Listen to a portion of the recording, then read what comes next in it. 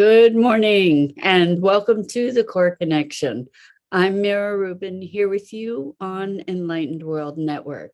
And today's topic is particle and wave. And we're going to compare that to the distinction between intention and goals, and learning to live in the wave, in the field, versus in the specificity and limitation of goals. To be, instead of using will, to be motivating and moving through intentionality and into the flow. So it should be a really fun conversation. But before we get started, let's take a minute or two to get present. Let's take a deep breath in through your nose and hold it. And imagine clean, crisp oxygen flooding your lungs, flowing into your bloodstream, nourishing all your cells, all your organs, bringing vital life energy to your body and being. And as you exhale any tension, stress, negativity, fatigue. And now let's take another deep breath in through your nose and hold it. This time, imagine brilliant, bright light lighting you up from the inside out, illuminating, electrifying, and energizing all your cells, all your molecules, your electrons, creating a brilliant beam of light and energy from your heart out into the world. And as you exhale any remaining tension, stress, negativity, fatigue. And now let's press our palms together. Vigorously rub your hands together to feel all those sensations, the friction, the temperature, the pressure, the motion, and the tickling and tingling when you stop, and allow all those sensations to bring you present right here, right now, into this remarkable physical form that enables you to experience life. Welcome, welcome, welcome. So it's great to be here with you this morning. And we're talking today about particle and wave. And this comes from a revelation that I had in a conversation the other day, talking about, I don't know if you're familiar with the Schrodinger's cat. I don't know if it's called hypothesis, analogy, theory. I don't know what it is, but the idea is that there's a cat in the box, and until you open the box, the cat's neither alive or dead. It's kind of the same. And then when you open the box, the cat is either alive or dead. And what has happened is, before the box is open, there is a field of possibility. Both potentials exist, and then once the box is open, one potential manifests. Okay, so it's going from this field of possibility to one particular outcome. And we can also liken this conversation to the double slit experiments done with light, where light, when light is being measured as a wave, it scatters. When it's being measured as a particle, it creates a point of light. And that may be a really poor representation of the double slit experiment. And if it is, please forgive me. But the idea is that it becomes what we are expecting, in other words. So if we're expecting it to be acting like a wave, it acts like a wave. If we expect it to be acting like a particle, it acts like a particle. And so that, to get back to this, creating an intention versus a goal. So the revelation was that when we have an intention, what we're doing is activating a field of potential that has its constraints, but it's creating this field that is an attractive field. And within that attractive field, it leaves room for all kinds of possibilities for the universe to collaborate with us and create these awesome outcomes. And so when we're talking about these awesome outcomes, what I'm referencing is all kinds of amazing synchronicities that occur and weave through time and circumstance to make these superficially bizarro kinds of connections that we couldn't necessarily anticipate. And when we set a goal, the goal, what defines a goal, what makes a goal, is that it has a very specific outcome, intended outcome, and it is time bound. So in fact, when we talk about making SMART goals, I don't remember what each of the letters represent, but one is specific, achievable. I'm not remembering at the moment what M is, and time bound. Okay. Whereas an intention can get corrected over time. It's more like taking a bucket of water from the river is a goal. Being in the river is the intention. And when goals are often something that is linear, it's going from A to B. The intention or the expectation with the goal is that it's driven typically by will. And oftentimes when we have these phrases like put your nose to the grindstone, focus, whatever. When we're focusing, when we're putting our nose to the grindstone, what we're doing is we're eliminating a lot of possibilities and a lot of information and a lot of potentials, versus when we hold the intention, there's a greater receptivity. There's an openness to be able to adapt and respond to the winks of the universe, as I call them, where the universe collaborates with us in these magical ways that expand the potentials, expand the possibilities, and generate a greater sense of alignment. Like when we're aligned, we can allow for the flow of these things. We can be present, we can be more responsive.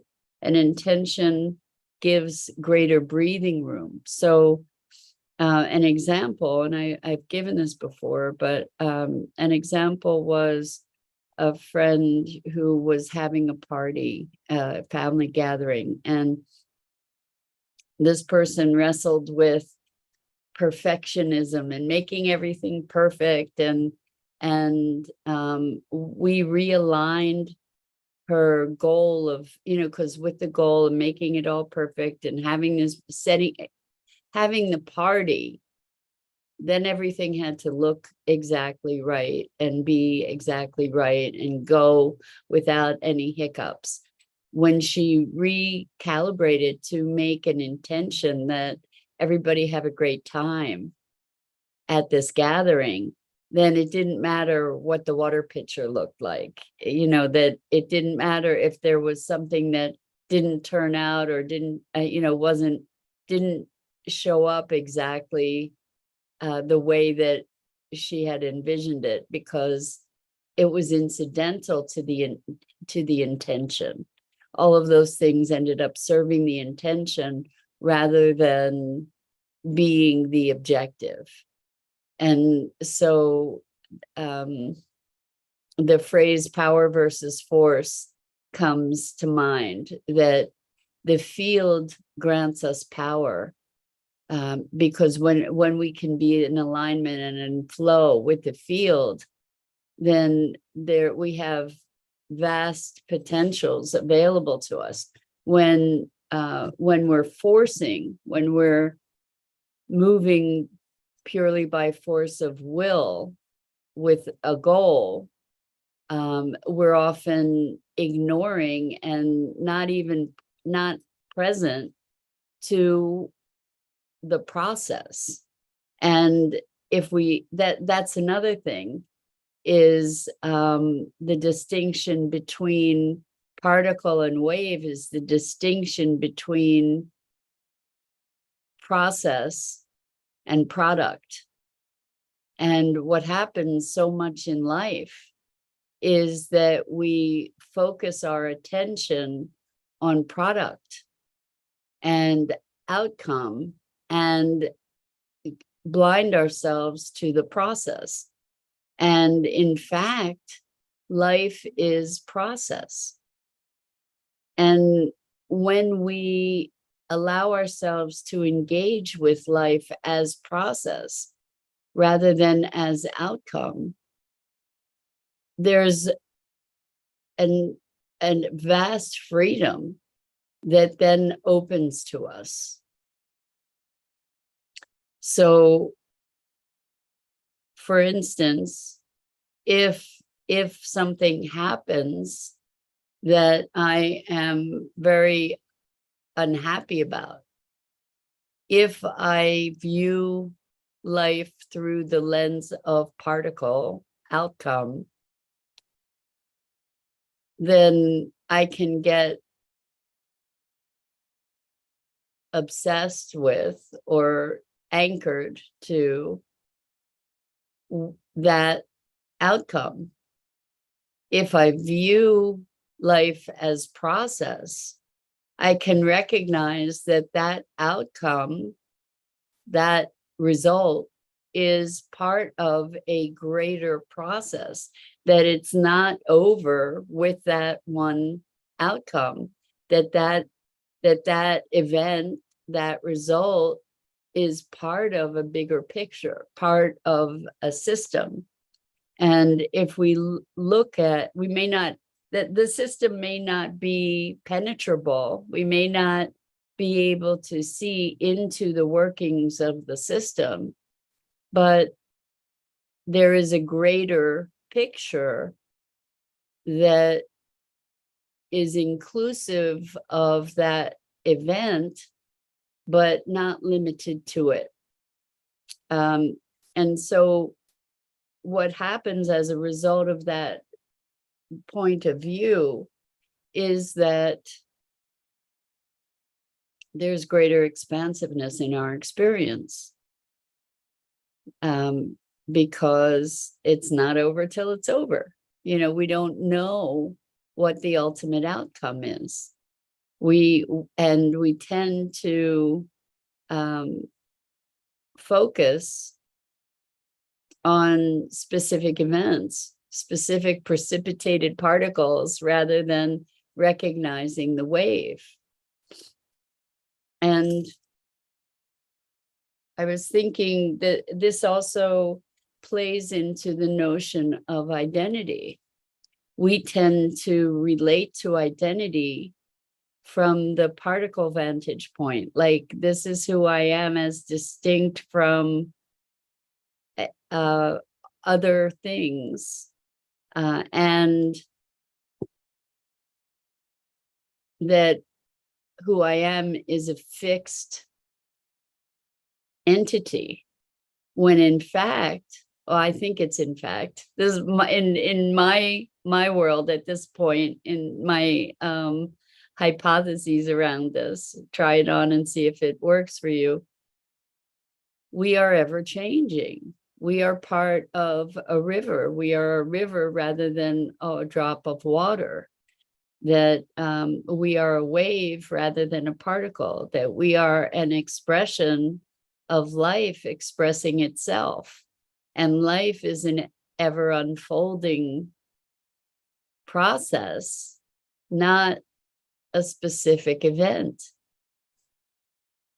And I guess if we step back far enough, our individual lives, the totality of our lives, are a drop of water in a greater river. And so if we look at ourselves as process rather than product, and if we look at ourselves as an expression of life rather than a fixed entity, a unique expression of life, like life expressing itself through this unique vessel in its unique fashion for its unique experience, then we can be both particle and wave. We can, the particle or the drop of water is the totality of our lives. The river that we're in is the river of life that we are part of. And so this is kind of a new revelation of how to experience and talk about this sense of being that I think it's a revelation to me to recognize that one of the biggest challenges that we face is that we're in a world where we perceive particles rather than waves, that we perceive, we try to, we're in a reductionist kind of mindset where we pull out these different pieces and try to understand the whole based on the pieces without looking at how those pieces interact with each other. So I remember in school, we were meant to dissect frogs, which I rebelled against and created an uprising against at that time, but because we could all be dissecting one frog. If we had to dissect a frog at all, we don't have to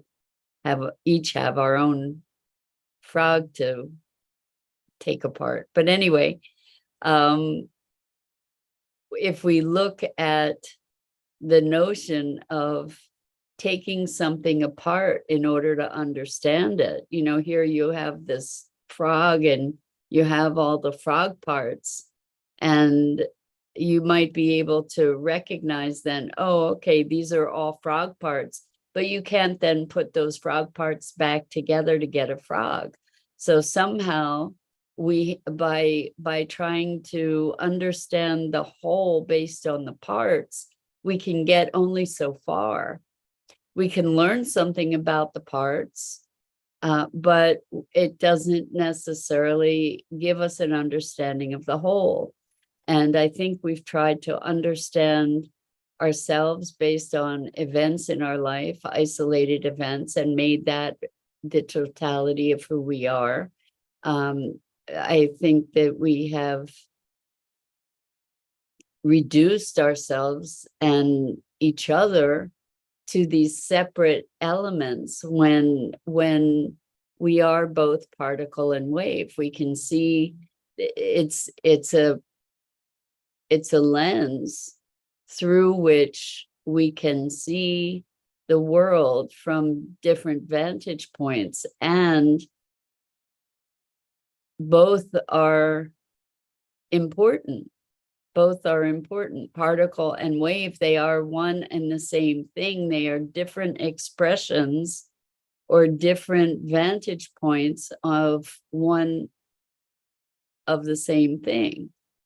It made me just think of, there's a wonderful book called Flatland, and it's about living in a 2D world where these different shapes, there were triangles and squares and whatever. But if, let's just think about it for a moment, when we think of different dimensions, and that I see particles and waves almost as different dimensions of the same thing. A square in Flatland looked like a line. Looked like a line. Why? Because you could only see one dimension of it, right?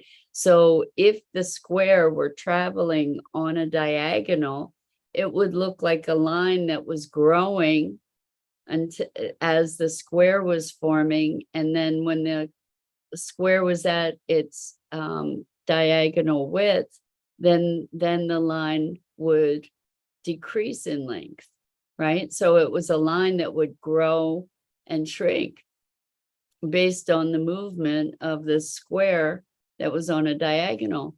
And a triangle would start out as like a dot and then become a line that would expand, right? Because if the triangle is coming to you from a point, it would start as a dot. If it was coming to you from a side, it would start as a line, and the line would decrease as the triangle was moving toward you.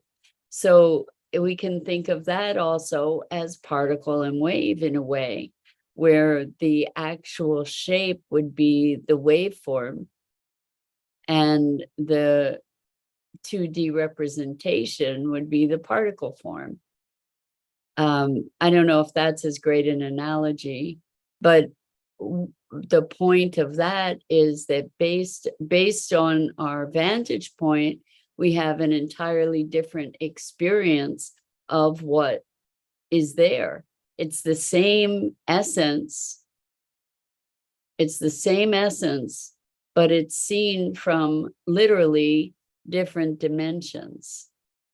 And so when we talk about particle and wave, there's actually a polarity inherent in that.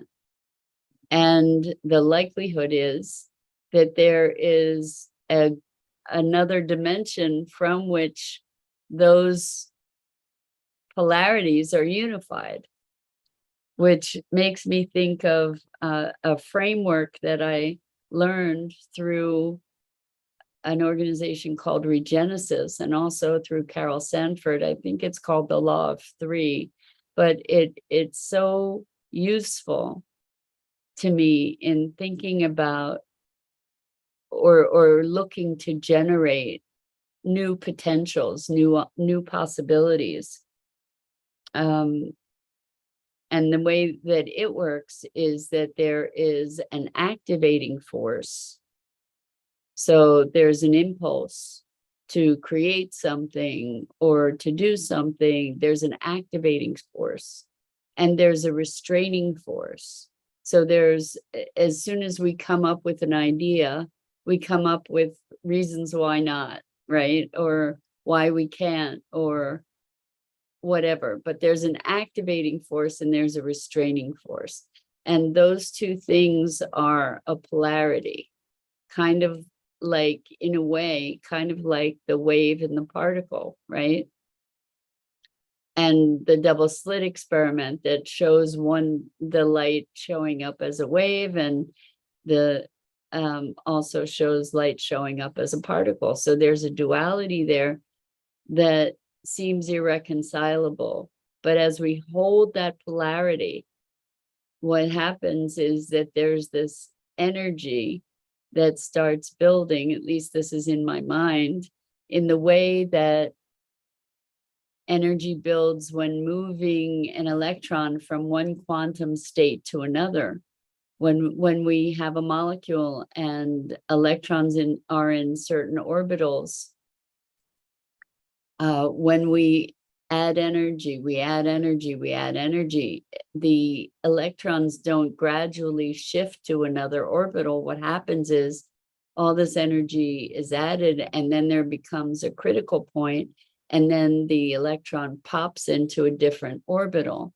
So we can consider that almost like a different dimension. And if we go back to the law of three with the activating force and the reconciling force, and this energy between them, the friction, the polarity building, then it pops us up to what they have termed the reconciling force, which is this other dimension of perception that allows us an awareness or a potential that hadn't previously been visible in the polarity.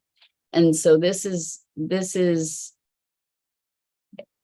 it's exciting to me because I'm such a nerd to be able to bring these ideas together, the particle and wave, the distinction between intention and goal, where goal is particulate, it is particular, and an intention is creating this greater field of potentials. It leaves room for the unanticipated. It leaves room.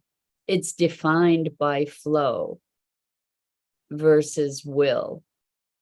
And it occurs to me that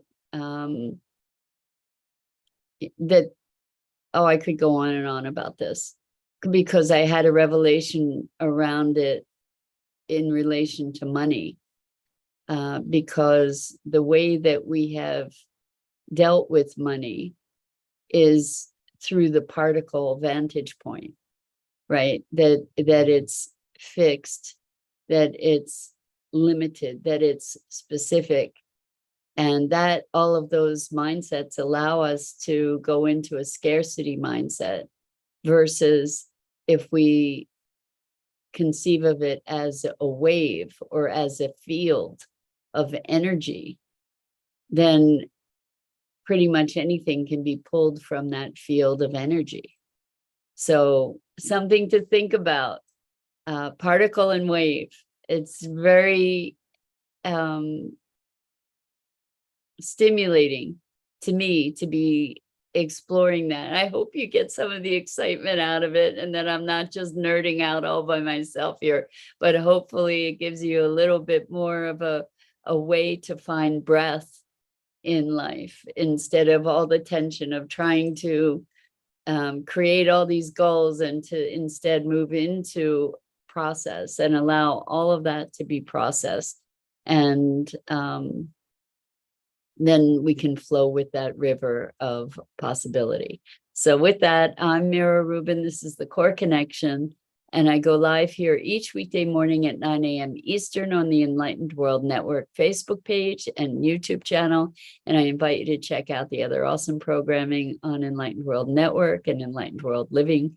And I'm so grateful to you for the opportunity to share my nerdiness and hopefully allow all of us to think a little bit more fluidly. So until next time, so much love.